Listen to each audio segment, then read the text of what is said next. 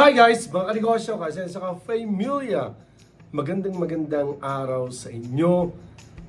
Excited ako na i-share yung mga natutunan natin nung nasa Thailand tayo. Alam naman natin na dati tayo na nag-work sa Thailand for 14 years. Nung umuwi ako ng Pilipinas, yung mga natutunan ko, yung mga naging experience ko dyan, marami naman tayong naging kaibigan doon, and marami tayong kaibigan ng mga negosyante. Yung mga natutunan ko doon, ini-apply ko dito sa Pilipinas. Ginawa ko yun. Ang tanong, alin ba ang dapat unahin natin? Sasakyan ba? Bahay? O negosyo? So, nung umuwi ako ng Pilipinas, or kahit nandun pa ako sa Thailand noon, nasa mga 1 year na rin mahigit yung negosyo ko dito na nag-export ako ng mga damit, sapatos, everything na galing Thailand, nag-export na tayo. So meron na tayong mga boutique noon. Ilan yung boutique natin noon? Marami na yon. So ang atin lang nung dumating tayo dito, ano yung gagawin ko? Kasi hindi ko na naman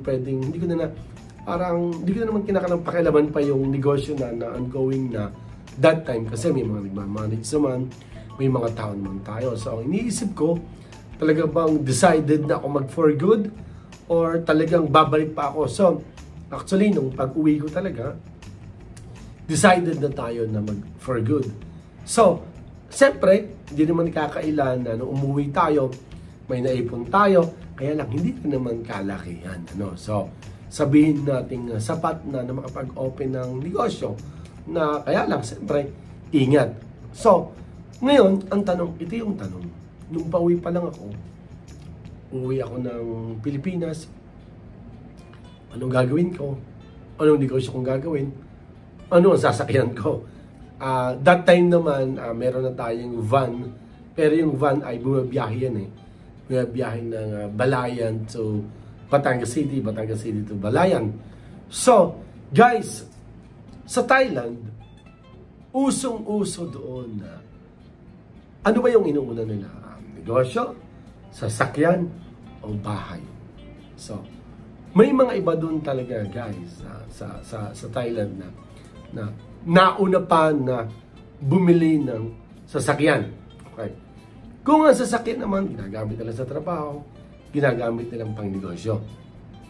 Makakakita nga kayo, guys, sa apartment, sa condo, or makikita nyo, ang gaganda ng sasakyan. May mga Mercedes-Benz pa nga, may mga BMW, Volvo. So sabi ko, nako, sa Pilipinas, pag ikaw ay naka-Mercedes-Benz, ikaw ay naka-Volvo, ikaw ay naka-BMW, sigurado, napakaganda ng bahay mo. Yung mga mamahaling Honda Civic, Toyota Camry. Pero dun, guys, nagparada sa condo.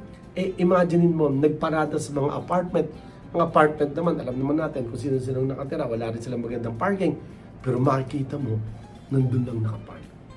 So ako, guys, bakit mas nauna na bumili ako ng sasakyan? Bago pa ako magnegosyo, bago pa ako magpagawa ng bahay dito sa Thailand, dito sa Pilipinas. So, kasi ang iniisip ko, kung uuwi ako, wala akong sasakyan, paano ako makakapagnegosyo? Paano ako makakaibo? So, iniisip ko kagad na ano ba yung sasakyang pang negosyo? Guys, sa Thailand, usong-uso talaga, pick up. Number 1 yan. So yung mga tao, yung mga bahay doon, unang-unang nilang binibili lagi, pick up. Bakit ba maganda ang pick up? Kasi ang pick up, kotse na, kargahan pa. Kotse na, pang negosyo pa. So that time, guys, paborito ko, sa condo ko tuwing umaga, before ako umalis, nakikita ko meron doon isang wild truck. So napakasikat that time ng hanggang ngayon pa rin naman, okay, yung Ford Ranger wild truck. So sabi ko, bibili ako nito. So pangarap ko yun talaga. So ang ginawa ko, guys, bago pa ako umuwi, ipinaayos ko na sa pinsan ko ang pagbili ko ng Ford Ranger wild truck. At nung umuwi nga ako, November 14 yon. November 14, kinuha yung pick up. November 15, sunundo ako sa airport. So, sa akin, bahay, lupa, sasakyan, inuna ko ang sasakyan. Kasi sabi ko, paano ako makakaiba? Then, at the same time, kaya naman maganda ang pick up Kasi ang pick up, marami akong magagawa. So, ang unang-una ko guys na negosyo, ginamit ko pa nga yung pick up. Nagmantika kami ng itlog. Nagde-deliver kami guys sa mga tindahan. That time, sabi ng tindahan, ang social naman ng pan-deliver ng itlog. Ang social naman ng pan-deliver ng mantika. Bagong-bago, naka-plastic pa yung mga upuan. Bagong-bago, kintab na kintab. Pinagde-deliver. So, ginamit ko yan. Then of course, isip pa rin ako ng ibang negosyo. Hanggang sa dyan na napapunta tayo sa CCTV business. Kasi nag-isip ako, ano ba yung boom sa Thailand na hindi masyado boom dito sa Pilipinas? So, pinag-aralan natin ang CCTV business. So, guys, for your information, nung ibinili ko rin ng pick-up, hindi po ito cash. Natandaan ko, ang down payment that time was 325,000. Ulitin ko, 325,000 kasi that time ang Ford Ranger Wild Track ay almost 1.6 million. Ang down payment natin is 325,000. Ang monthly natin ay 31,000. Ulitin ko, 325,000 yung down payment natin. Yun yung Wild Track that time, almost 1.6. Ang monthly natin is 31,000 for 5 years. Awa na dyan, nabayaran natin yan. So, inuna ko ang sasakyan. Padalwa, nag-isip tayo ng negosyo. Hindi pa natin inuna ang pagpapagawa ng bahay, pagkuha sa subdivision. No, nag-isip tayo ng negosyo. So, yung pera natin, nadala-dala, kasi yun namang i-down payment ko sa sasakyan, pinadala ko na yan bago ako umuwi. So, then, nag-start tayo ng negosyo. Yun nga, yung Advatec CCTV, yan yung pinut up natin. May mga strategies tayong ginawa. Nag-share lang tayo muna sa office, pero hindi nag-click. So, anong nangyari? Sabi ko siguro mas makakabuti kung kumuha tayo ng bahay kumuha tayo ng office. Pero, ginaya ko guys sa Thailand. Sa Thailand, usong-uso yung mga Thai Chinese. Ang kanila up and down na parang commercial building siya, commercial space. Pero up and down, okay? Parang townhouse ang dating. Pero more on business naman yon. Ang baba ay business, ang taas ay bahay nila. So, minsan yung meron silang, hindi naman sa roll up parang ganun yan, na binubuksan ganun. Sa araw, nasa labas yung sasakyan. Pagdating ng gabi, pinapasok nila. Kasi sa umaga, ginagamit nila yung baba na negosyo, na office, na warehouse, sa mga stocks, kung ano-ano. Ganun kasi ang mga title. So, naisip ko, hindi muna ako mapapagawa ng bahay. Hindi ako re-renta ng basaban. So, ang ginawa ko, naghanap ako sa Lemery, naghanap tayo ng commercial spaces, commercial building.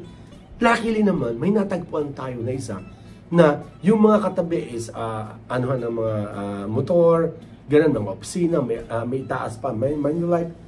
Nagkataon na merong isang space talaga na up and down, ang baba ay office, and then kung didiretso mo na kaunti, may pinaka-kitchen sa, may pinaka-CR, may pinaka-lababo. Then pag-akit po ng itaas, meron siyang 2 rooms. So sabi ko, napakaganda nito. O siyempre, nagkataon nakakilala natin ang may-ari, tinanong natin. And then yun nga guys, pwedeng gawin namin as office and bahay na office house na. So, dun tayo timira. Okay, inaamin ko, talagang nagtyaga tayo. Siyempre, hindi tayo yung pera natin na ibinili natin ng bahay or inirenta ng bahay or pinagpagawa ng bahay or binili ng bahay at lupa. No! Bagong-bago guys, yung ating Ranger nakaparada sa harap. Ginawa nating office yung baba ng CCTV. And then, sinasardo natin yung roll-up. And then, doon tayo natulog. Sa taas, may rooms doon. Then, yung baba, may kain na, may pinaka-kusina, may pinaka-CR. And then, bilad na bilad sa araw. Lagi nakaparada lang yung Ranger doon sa labas. Kahit gabi, talaga medyo risky. Ginawa natin. Pero, nagtyaga tayo. So, yun yung natutunan ko guys sa Thailand. Na talagang hindi sila bumibili agad ng bahay. Now, bumibili sila ng, nangungupahan muna sila. Nangungupahan sila sa apartment, nangungupahan sila ng condo, nangungupahan sila ng bahay, pero hindi sila, ang katwiran nila guys dyan. Pag nagnegosyo ka, maaaring makabili ka ng bahay at lupa. Pero pag inuna mong bumili ng bahay at lupa, baka wala ka nang maipagpatayo ng negosyo. Marami ako alam na galing ibang bansa, pagdating talaga, okay, may asawa na hot, paggawa agad ng bahay, then ding nang walang pera, then ding na walang mahanap buhay. Minsan, ang pagkakamali ng iba, akala nila, talagang araw-araw ay pesta, malaki ang kinikita sa ibang bansa, nagpagawa agad ng bahay ng malaki, bumili agad ng then biglang napauwi, biglang nagkaroon ng problema. May mga iba naman, nung boom nung may pera nga naipon, pagdating dito, sa halip din ipagpanegosyo, nauna yung pagbili ng sasakyan, o talaga nagmagara agad, wala pa namang hanap buhay. So, para sa akin, kung may uunahin tayo, dapat negosyo. Kung kailangan naman talaga ng sasakyan, pwedeng mauna ang sasakyan, or pwedeng isabay ang sasakyan, or pwedeng isunod ang sasakyan sa negosyo. Lalo na kung ang ating mga negosyo ay yung nagdi-deliver, kailangan talaga ng sasakyan. Alam ka namang rumenta ng sasakyan, edi lalong malaki ang gastos. So, yun guys ang aking mga natutunan na i-apply ko dito. Then, awa ng Diyos, successfully sa katsaga namin ng ilang taon. And then after siguro, guys, honestly, umabot siguro ng almost 4 years na nag-renta kami doon, na ginawa namin bahay yun. And then, doon ako nag-start na maghulog ng bahay, na kumuha ng subdivision. Hindi kasi, although may bahay tayo sa bukid, hindi. Kasi siyempre, mas accessible kasi kung sa mga along the highway. So, kumuha tayo ng bahay sa subdivision, and then, after sa pagtsatsaga talaga, guys, na nakatira tayo sa commercial building. And then, yun nga, paggawa tayo ng bahay. Okay, so although may bahay din naman tayo sa Lipa na medyo maliit, tumira rin tayo dyan, especially nung pandemic, especially nung pumutok ang bulkan. So guys, ang mga natutunan ko rin sa Thailand, idagdag lang natin, ang mga Thai, maliit na negosyo. Kasi simula sa maliit na negosyo, ang kalimitan sinasabi nila, start small but dream big. Magsisimula sila sa maliit na negosyo, palalakihin. Nung boom na yung isang medyo negosyo, mag-branch out naman sila. Simpleng-simpleng mga kainan, simpleng-simpleng yung noodle shop, yung may cart lang. Maya-maya makita mo, mga 10 na yung cart nila.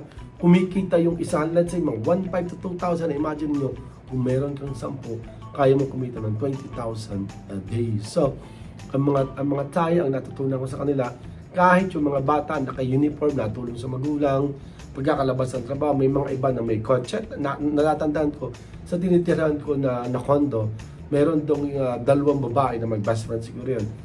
Meron silang Honda Jazz, napasok sila sa umaga, university, pagdating ng hapon, alauna, alas 2, kita ko, ikinakarga nila yung mga sampayan, may mga stand na gano'n na natatanggal. Then, may mga damit, may mga hanger, ipaparada nila ang kotse nila sa isang tabi, sa medyo maraming tao, doon sila nagbebenta, hindi sila nahihiya.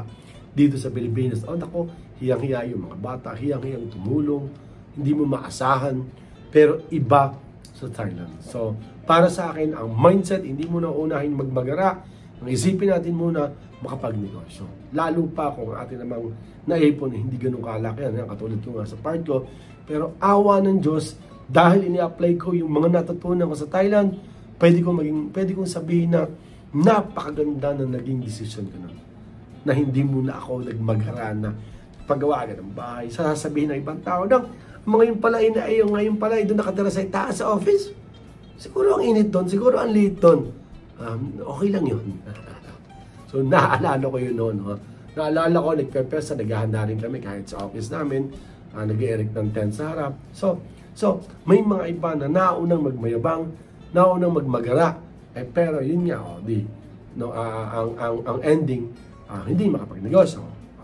So, katwiran ko, kung tayo ay magninegosyo, pwede tayo makabili ng maraming sasakyan, pwede tayo makapagpagawa ng bahay. Then, awa ng Diyos, natupad naman. Ngayon, for your information, ilan yung bahay din naman natin. Then, of course, ang sasakyan natin, nasa 12 na nga ang sasakyan natin. So, awa ng Diyos ang isaksak. So, sana kayo mga negosyo, gagamitin din natin ang utak natin. Hindi yung para lang magpa-impress. No. So, mga kanegosyo, kasi sa familiar, God bless po. Sana kahit pa paano, may nakuha kayo, may natutunan kayo sa vlog natin. Especially yung mga OFWs natin. So, saludo po ako sa inyo. God bless po, at keep safe po. Bye-bye po.